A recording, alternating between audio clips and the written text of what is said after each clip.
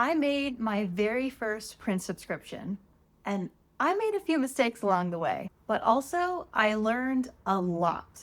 In this video, I am sharing 5 tips that I wish I had known before I started carving, so you can save yourself the stress and maybe a few sheets of paper too. Tiny Treasures is my new monthly block print subscription. Each month, I design, carve, and hand print a 4x6 original print and mail it out to my subscribers. It has been such a fun challenge, but also the learning curve is real.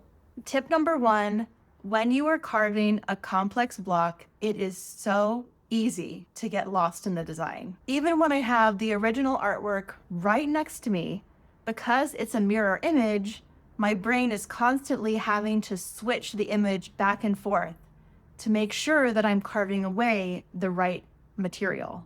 The first month of my subscription, I had to completely redo the carving of my block, and I made a whole video about it. You can check the cards, I'll put it up there, and you can watch me struggle. So this time, I did myself a solid. I took my original image and I reflected it and I printed it out. It's so simple. I don't know why I never thought about it before, but doing that meant that it's a 1-to-1 comparison when I'm carving. Total game changer. I don't know why I didn't do this sooner. No more mentally flipping my lefts and rights to get things right. Lesson 2 is to cut your paper oversized. In October, I pre-cut all of my paper to the exact size of my block.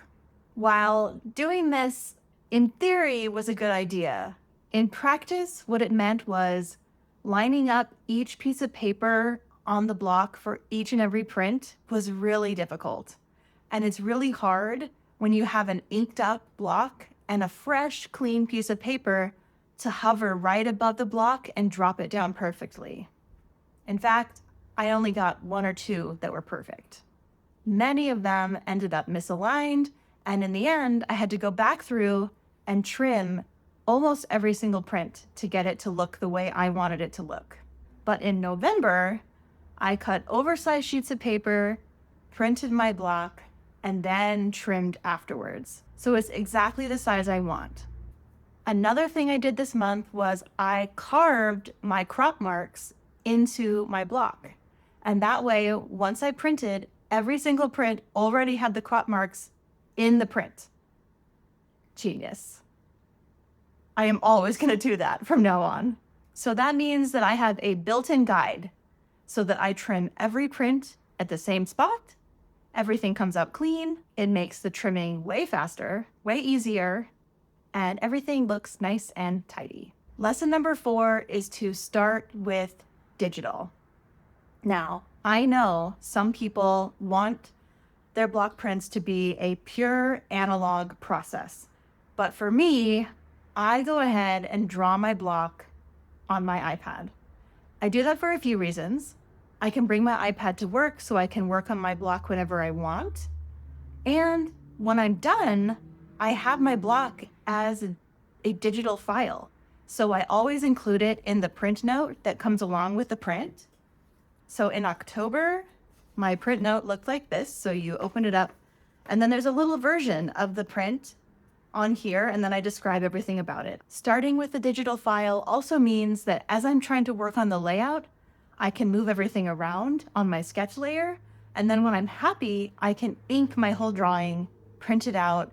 I still end up tracing the drawing so that I can get it on my block.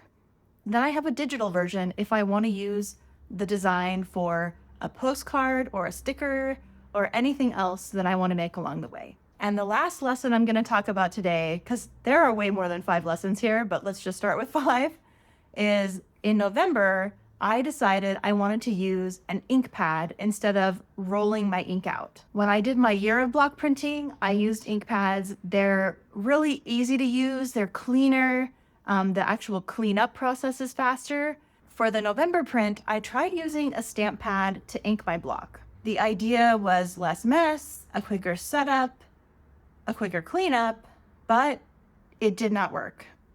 The coverage was patchy. I could see the little rectangle from the ink pad in my prints, and I do not want that. And so after doing a few test prints, I decided I had to abandon the ink pad, even though I really wanted to use it. So what I ended up doing was matching the color of the ink pad because I just love the color so much. And then in the end, I went back to traditional block printing ink and Brayer, and the results were so much better. So those are 5 lessons I learned while I was printing my first and second month of my Tiny Treasures Press block print subscription.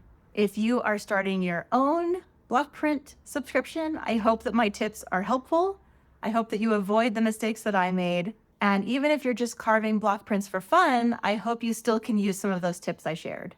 If you want to see what I'm working on next, be sure to subscribe and check out the link below if you want to grab your own copy of this month's Tiny Treasures Press block print. I will see you next time.